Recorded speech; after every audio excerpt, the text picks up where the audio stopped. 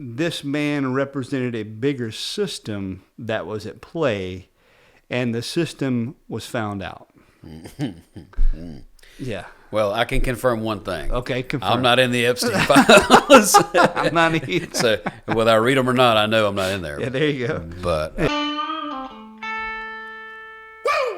hey guys, welcome to Everything Manly, another Everything Manly podcast. that's right. It's been a while.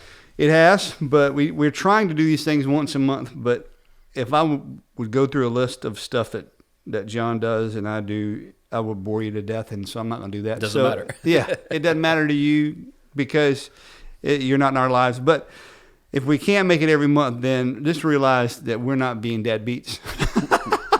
We hope not. Yeah, no, that's not happening. No, and we just have a lot going on. But today we're going to talk about the hot button topics, the war in Iran, Epstein files, and then we're also going to talk about this cultural catastrophe of purpose and identity that young men are having and dealing with. I think it will be we've touched on it throughout the first year of these principles that you and I have been talking about. Sure. But I think talking about it a little bit more in detail will be helpful.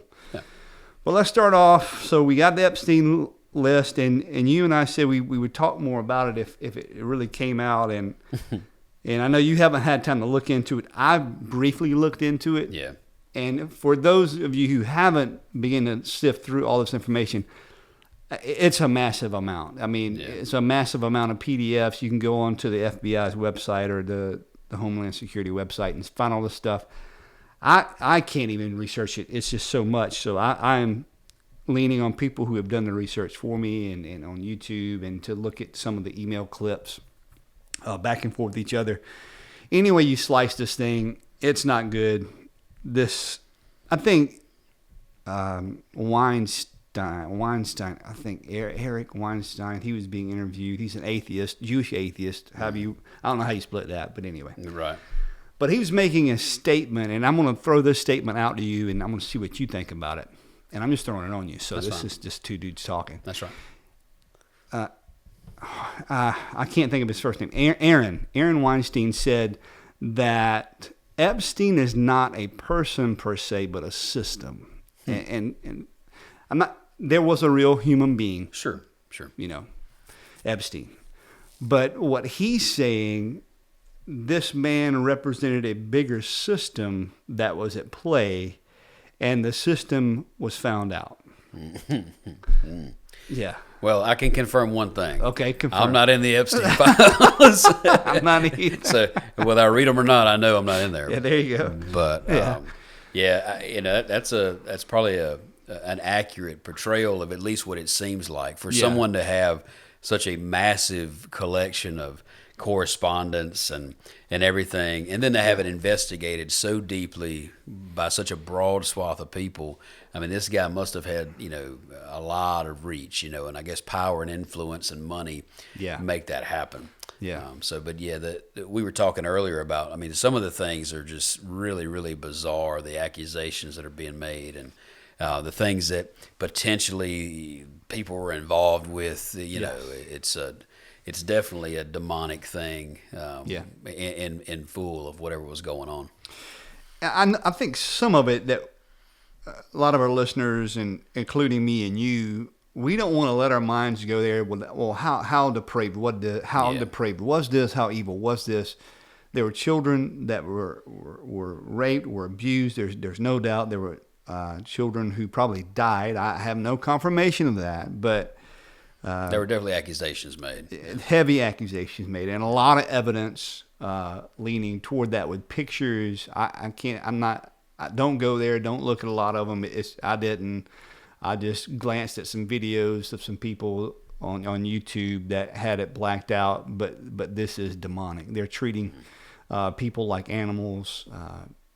Forms of demonic worship. Yeah. This is depravity and wickedness on a level that the average human don't think that way. You got old Joe Smo down there, maybe looking at the Penthouse magazine or whatever it may be. That's sin. Don't get me wrong, but this is a level of depravity and evil and wickedness that a lot of humans don't think on. Now, listen, our hearts are wicked and evil. I know that. Yeah. But I'm talking about another level of evil. Yeah. That. Well, it's like years ago, I heard a guy who was a missionary, and he had been basically working among the persecuted church. And he's probably not the first to say it, but he's the first guy I heard say it. Mm-hmm. And he made the comment that he had, been in a particular location, had seen some really bad stuff. Mm-hmm. And then as he continued on in his ministry, he said, "What I learned through the years is that evil has no bottom." You know? And he was like, like we talked about before, every time you thought, "Oh, this is as bad as it's going to get," it's like another layer of the onion peels back, and you go, "Man, it was worse than what I thought." And that was sort of his take on just his experience, and just on the mission field, working among the persecuted church. But this is kind of what I see going on here. As a pastor, I look at something like where Paul talks to Timothy, and he's like, "Man, in the last days, men are going to be lovers of themselves. They're going to be unforgiving, unloving, all these kind of behaviors that are so bad." And so, like you said, we're not really surprised by the reality of it. What shocks us, I think, is the depth of it. The depth of this thing. Yeah, it's like, I don't think anybody would say, "Oh, people can't do this." But then the more we look into it, we're like, "Well, how bad could it be?" And so what I'm seeing, if it's consistent or accurate, and I don't have any other reason to believe it's not, that the more money you have, the more elite that you think you are, the more untouchable people think they are.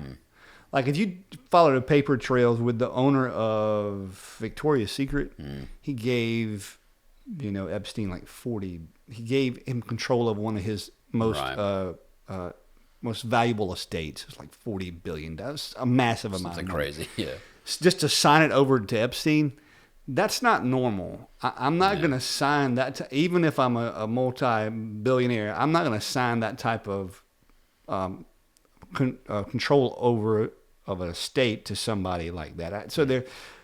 I don't know how deep it goes. I really don't care. Seems to be a lot of leverage going on, right? Yeah. There's something leverage there where you give me this or else, or let me control this or else, that kind of thing. Yeah. And so you do your digging. You can do your research, share it with us. All I can tell you is it's wicked, it's demonic, it's evil. And the depth of this, as you've already said, John, is massive. I do know that there's one who's going to make it right in the time. Yeah. He's the Judge, King of Kings and Lord of Lords. I would not hold your breath to think that you're going to see heads roll or you're going to see people in jail over this. Well, I was going to ask you, at this point, I don't think anything has come of it other than just the exposure. Yeah, that's it. That's it. And it'll be... and it's not that they don't have the evidence to do so. Yeah. They have the evidence to do so if they want to, but they are not going to. And I'm going to leave that there, and I'm going to just food for thought. And if that is the case, if they have the evidence to do so, to prosecute people, yet they're not doing it, what does that lead us to assume? I'm not saying assumption is a good form of knowledge, but what does that lead us to assume? Yeah. Well, and it seems like it goes both ways. Politically speaking.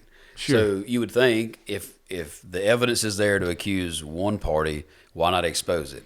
Well, all of a sudden, that doesn't get exposed. And then it's like, well, the evidence is for the other guy. Well, that's not getting exposed either. So everything's being a little manipulated, I think. Yeah. And again, I'm not surprised. What I hate about it, of course, is the fact that this is an issue of the sanctity of human life. And so you've got people who've devalued life, whether it be the gender, whether it be the age issue, whatever.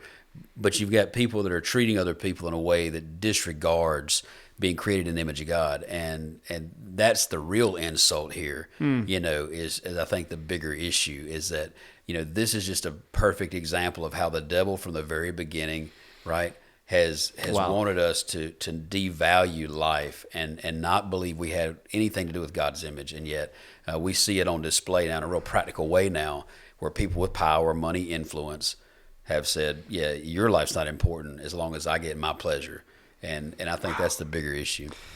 And as men, true men, when I mean men, I mean true men who want to stand up for stuff that's righteous, for just, it should curl the hairs on the back of your neck. It should infuriate you to be a better man. It should infuriate you to the point that you want to be a better man. And the only way you can be a better man in the aspect that John and I are talking about is to come to the true man, and that'd be Jesus Christ, and understand, well, why it's wrong for these people to do what they did. Yeah, and I think we ought to defend the sanctity of human life, and it's not just at birth, but it's all throughout human life, that deserves protection, and I think that's what real men would do is say, no, life is valuable, has purpose and meaning because of Christ. And so whether that comes back to what I talked about with the Penthouse, the Playboy magazine, if you're doing that, you're treating that person, that woman on that page or what, like a piece of meat, and I'm telling you to stop it. Yeah. Just stop.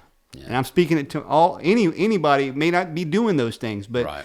When you glance or you look the wrong way and you look with lust, that type of stuff is treating that person as a piece of meat and an object.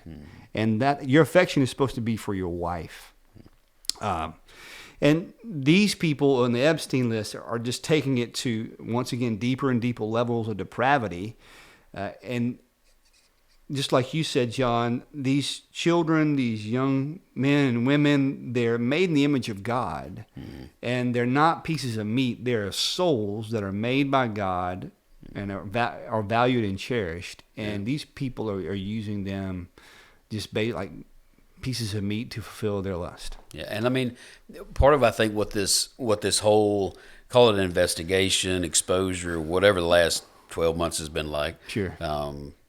If nothing else, I think it reminds us that when left to our own, we can go. And there's obviously evidence now of people saying, well, man, you can go to places you never thought you'd go, literally, like in, spiritually speaking, mentally, emotionally, whatever else, So I think it should be a convicting thing too, to look at this and say, man, this just shows you how we can do this. And as men, to say, I don't want to put myself even on the path of going in a direction that could potentially lead to this kind of destruction and disaster. And so I would encourage guys, to take that seriously and just to realize that none of us are nearly as strong as we thought we are when it comes to those matters.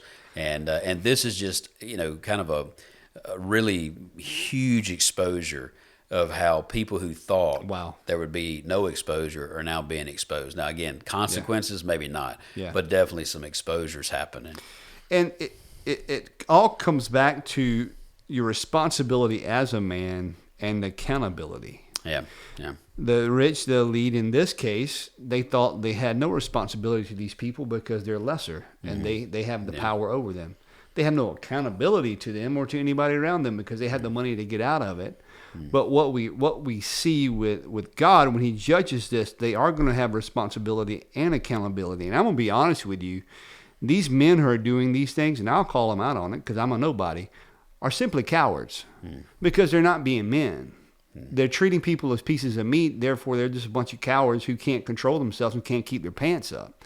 And so a true man, a real man, is going to examine himself, die to self, and stand up for the weak and the vulnerable, protect. Not take advantage and exploit that. Yeah, that's right. Yeah. So anyways. That's come from some girl dads. Yeah, exactly, right. So maybe that's why you get a little fired up about it. Maybe. Yeah. All right, so now we got another war going on in skirmish, Iran. Conflict. What are we calling it? Is it a war? Oh, maybe not. Maybe not. Be careful. Yeah, maybe what's the name of it? They labeled it Operation. Yeah, it's Operation, not a war. It's a Operation. Epic Fury. Epic Fury. And I think that who comes up with these operation names? I'm sure. I want them on our podcast. I'm sure it's Trump. It's going to be huge. The big, beautiful bill, Epic Fury. Yeah, I think what Israel's calling their version is what Roaring Lion. Roaring Lion. Okay. Yeah, oh wow. You got to have something to put on the side of the plane, I guess. I guess so, huh? So. I was talking about this with a friend, and it's so how detached the news media is from the reality of this. Everybody's talking about, we downed the ship with the torpedo and it's at the bottom of the sea. But my friend was saying, think about the dude that just signed up and wanted to feed his family. He's on that ship and now he's dead. Mm-hmm. There is cost to war. And I don't hear anybody talking about the lives that are being lost Right. On American media. I mean, there are people dying. Yeah.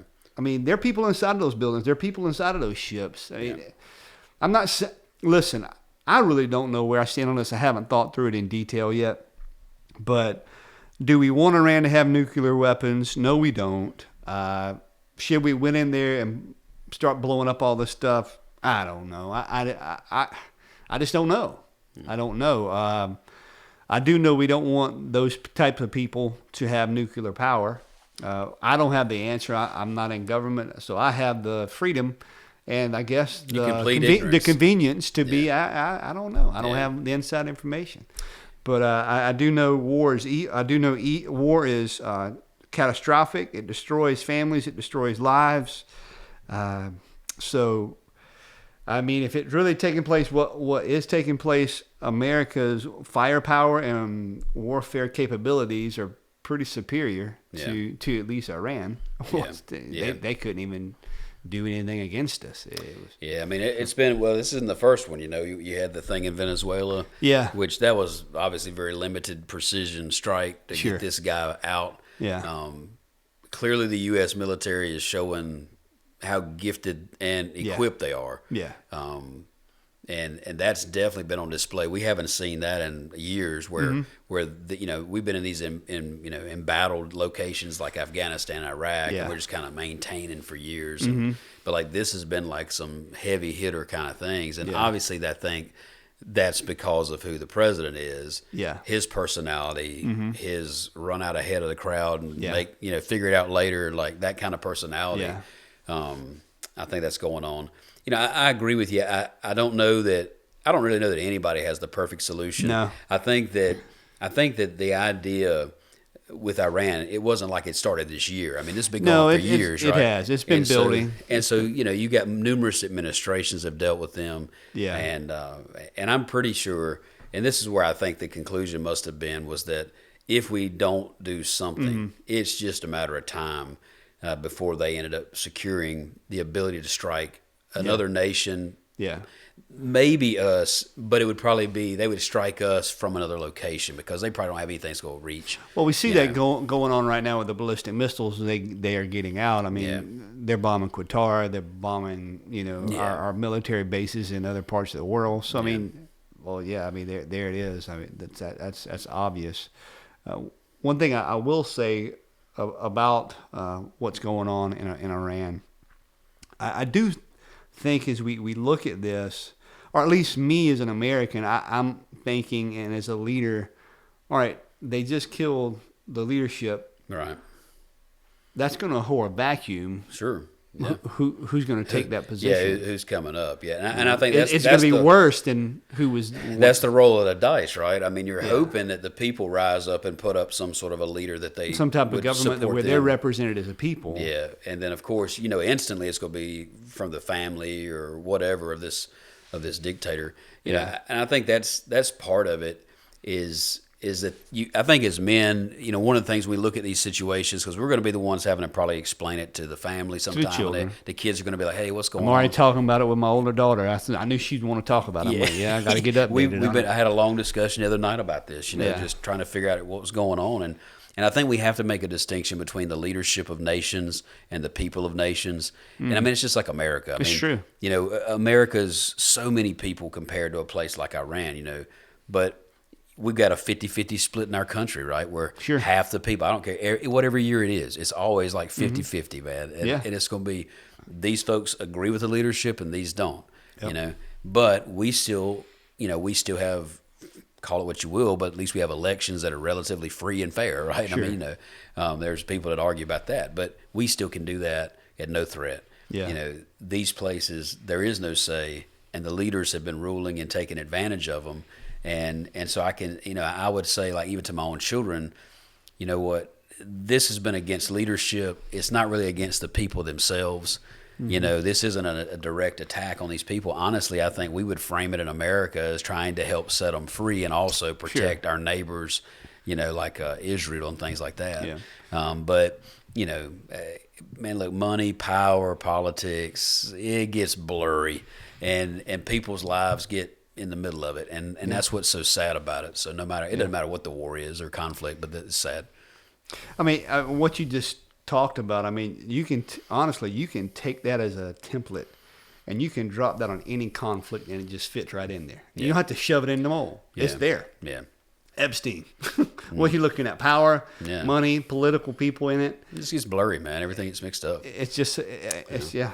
And so we just need to live with clarity. And I think, I think the response that I would have as a believer is that, to pray for the people that are suffering. Please do pray also pray for the Christian church there. Yeah, definitely. Yeah, 100%. I mean, even though it's primarily a Muslim country, my understanding of what we know from the underground church, a lot of it's thriving over there. Yes. Yes. I know that some of the people, not all, but obviously some are celebrating this opportunity, whether they get the opportunity or not. Yeah. And then, of course, I'd say I'd advocate praying for the military, our folks. And, yeah. We got people that are in harm's way that are there because they sign up for a job, not because they hope this was going to happen. Sure. And so they're just obeying orders. And so, there's families, husbands, wives, kids that are broken up right now and potentially in great danger. And so we want to pray, for them and pray for wisdom, for those in leadership. So let's just segue into the meat of what we want to talk about today, and that is young men and cultural confusion when it comes to understanding what purpose and identity is. Let's spend some time talking about that. I watched a video the other day I think it was on X. It just really kind of spurred my thoughts on this. And the guy was talking about not apologizing for your skin color. He was specifically saying not apologizing for being white. And over the last few years, you've seen this this thing come through our culture. It's like been a wave. I think it's fallen, and it's almost not completely flushed out, but flushed out of the mainstream, or at least for now. Is this whole idea of DEI, diversity, equity, and inclusion, and white liberation theology, things like this, that if your skin color makes you bad, that you have been given these certain privileges and these positions because you have a specific skin color. But that, if you look at it over the long run, if you look at just few people's lives who've had to work hard, who come up in the lower class, the middle class, kind of like you and I, you'd see that's not my story. Yeah, right. Yeah. And I think it's something to be said for the young man in general, right? That is getting his head bashed in just because he was born with male sexual organs, and you have testosterone pumping through your body. Yeah. And then if we look into a closer microscope, especially speaking to the white male, you're extra bashed right now in America just because of your skin color and you're male. Yeah. I want you to understand that where you find your purpose and your identity is not from your culture. It may try to label you, and it may try to give you identity. It may try to pigeonhole you, but I'm telling you, what John and I are going to talk about here now is don't let that be the place where you find your purpose and your identity. Yeah. And we've, the critical race theory stuff that we're talking about that was really prominent 5 or 6 years ago. I think you're right. I think some of that stuff is, I think we realize is that it doesn't add up. Yeah. But it led to, if that's your framework for viewing a society, then it leads you to these other programming issues like DEI, things like that. And ultimately, you're taking people, and people are getting divided into categories. Haves and have-nots. Right, yeah. And so there's the oppressed and the oppressor. Mm-hmm. And so then you just develop a whole system of beliefs. But what it does is it completely skips over, the reality of the individual. It's just saying you're just over here, not because you're an individual, but just because of whatever. Cog in a wheel. Figure out the classification, right? Yeah. You're there because you're white, or because you're straight, or because you're a male, or whatever. That's your classification. So you just have to be on this side. Yeah. And it's a really unhealthy way of just viewing society. Yeah. Because whether it be the straight white male, or whether it be the straight black male, or whatever, it doesn't matter. But the point is that our identity is in something other than the amount of melanin in our skin or testosterone in our blood. I mean, and so I think it's, for so many, we're scared, to just be who we are, who God created us to be. Yeah.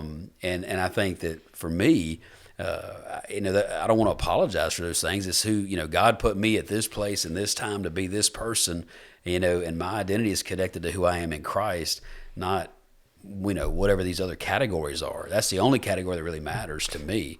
And I wish that the young men that would listen to us, or even older guys that would listen to us, would say, you know what, I can be satisfied in this identity that I have connected to Christ. And see, I'm not telling you.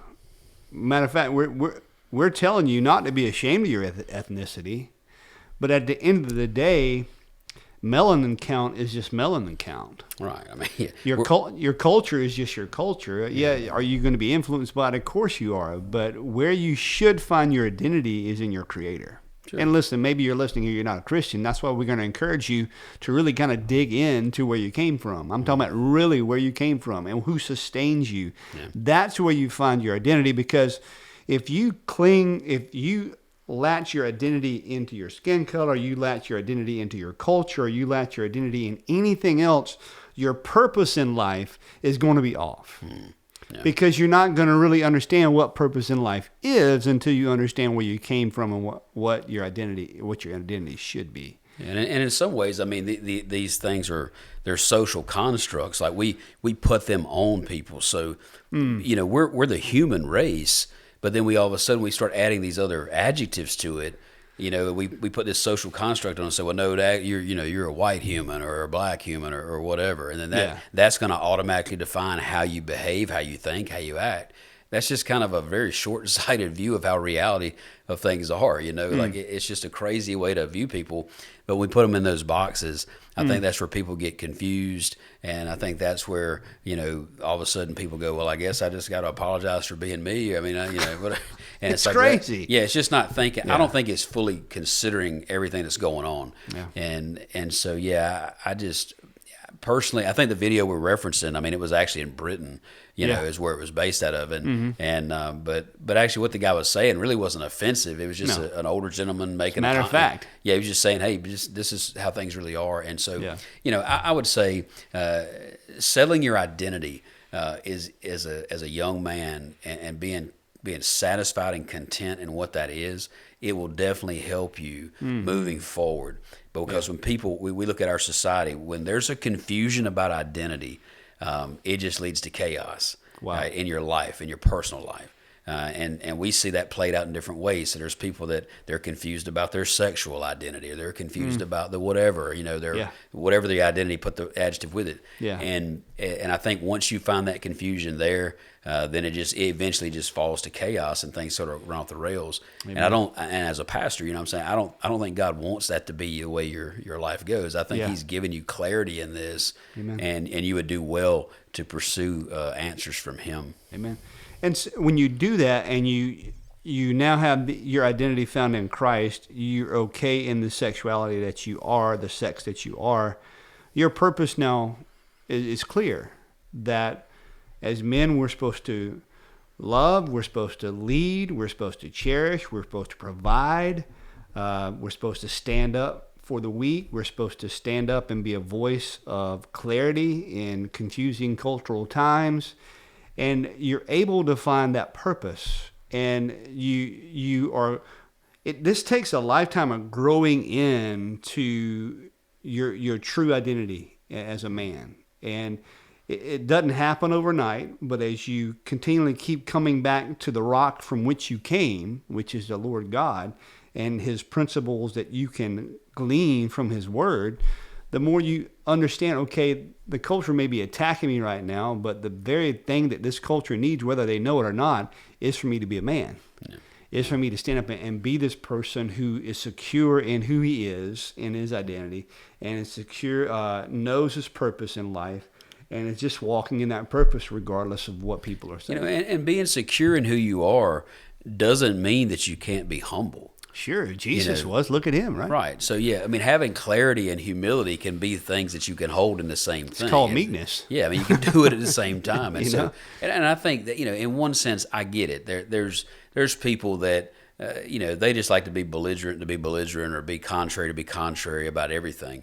But I'm saying it's okay to be, look, I know who I am. I know what I was created to be. I have clarity about that, and I can be humble about it. And maybe somebody else isn't at that place yet. Maybe they're not there yet. And so I think with some of the things that we're seeing around us, where we try to break everybody down in these categories, I don't think it's healthy. I don't think it moves anything forward.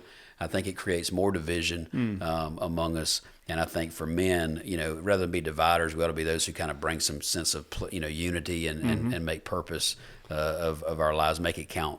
And I think guys can do that, and we can do it with humility. I don't mind listening to somebody, share where they're coming from, but I don't have to just 100% agree with it. No. Just because there's some category that it's against the rules to disagree with it. That doesn't make any sense. So. But therein is what you're fighting against in our culture right now, that if you disagree with anybody, you hate them. Yeah, and it's just not the same thing. Yeah, it's just not the case. Yeah, and it's so frustrating to hear that. Yeah, and you're right. I mean, that's what you see. That's the reaction people have, and I don't know, man. We talked about this the other time. I think some of it is we want to have quick answers for every. There's no nuance anymore. Yeah, because everybody's watching stuff that only lasts on their phone for 3 seconds. Yeah, and if you can't get it in 3 or 4 seconds, then it ain't worth listening to. And there's nuance, in some of these conversations with people, and I think we need to be able to talk to each other again. And then maybe at that point you listen to somebody and say, man, this is somebody who's clear on who they are, and I can respect that. And really, at the end of the day, men, the only one you're ultimately responsible to is God. Now, God gives you parameters for how you should be a husband, how you should be a business owner, how you should be an employee, and all these things. Sure. Right? He gives these principles, but the ultimate one you're responsible to is God. Yeah. And if you're honoring that, and that's going to take a lifetime to hone and get good at it and to grow and mature in, but that will give you enough thick skin to weather the storm of what culture is going to throw at you. And culture is going to ebb and flow. You see it. Just stay alive another year. Yeah, that's right. You're going to see another wave of something come through that needs men with backbone to stand and go, okay, this is how we're going to respond to this. This is how the scriptures tell us to. And here we are. This is what we're going to do. Yeah. So realize your ultimate responsibility is to God. You find your purpose in life from Him, and you have your identity grounded in Him. Apart from that, you're just a boat without a rudder. You're a kite without a string.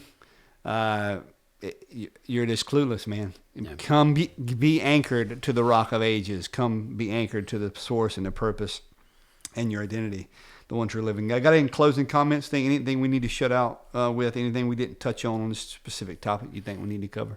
I think we're good, man. I'd like to say I would just encourage just to think like men. Think like men when it comes to these issues, like we mentioned about sexuality in regards to human life and sanctity of life. Think like men when it comes to matters of war. Even how we there's a sense in which there's this warrior side of us, but there's also a sense in which we see the dangers, the consequences of war, and we need to be able to communicate that to our families and help them to understand and process these things. And I think men can do that, and I think we're equipped to do that. And then clearly, what you said, man, we ought to be thinking through helping young men especially find their identity, find their purpose. And one of the ways we shared in another episode was the idea of mentorship, having good friendships. That's a wonderful way for us to just kind of come alongside, hear some of these guys out, maybe redirect some thinking, add the nuance where there is none, and help them to think through stuff. And I think God will honor that if we're a man in our community being that kind of a guy. You want to be the kind of guy guys can come talk to. And there it is. I mean, you want to surround. I mean, that's a great way to close it out right there. You want to surround yourself with men who you want to be like. Yeah. I hope you don't want to be like the coward. Yeah. I hope you don't want to be like the people on the Epstein list. I hope you want to be like the valiant man who is fighting for his country and defending his country, even if he may not completely know all the nuances. He's sent to go do a job, and he's going to do it to the best of his ability. I hope that's the type of person you want. So surround yourself with men like that. Men of a character and integrity, men who have their identity grounded and they have purpose and know their responsibilities and take care of their responsibilities. Men who put on their boots and get out there and get things done, and who have purpose and who have meaning. Thank you, brother. All right, guys, we appreciate you. And you know what we're going to say? Don't be a pansy, and get you a hoodie, get you a shirt. Go to our website, everythingmanly.com, and grab on some of those goodies. We'll get together quicker next time, I promise. Yes. And then we also need, if you guys want to sign up for our email list, we'll be sending out a quarterly email, just giving you some words of wisdom, just some manly things to think through. Hopefully that will benefit you. We may even start a Patreon account if you guys want to help support what we do and you benefit from it. It does cost to operate a podcast on a monthly basis. Not a whole lot, but if you guys benefit from it, maybe you can help us out on Patreon. But I don't have any of that stuff set up yet, so don't worry about that right now. Thank you, guys. Don't be a pansy. And until next month, go out and be a man. All right, thanks, guys. Yep.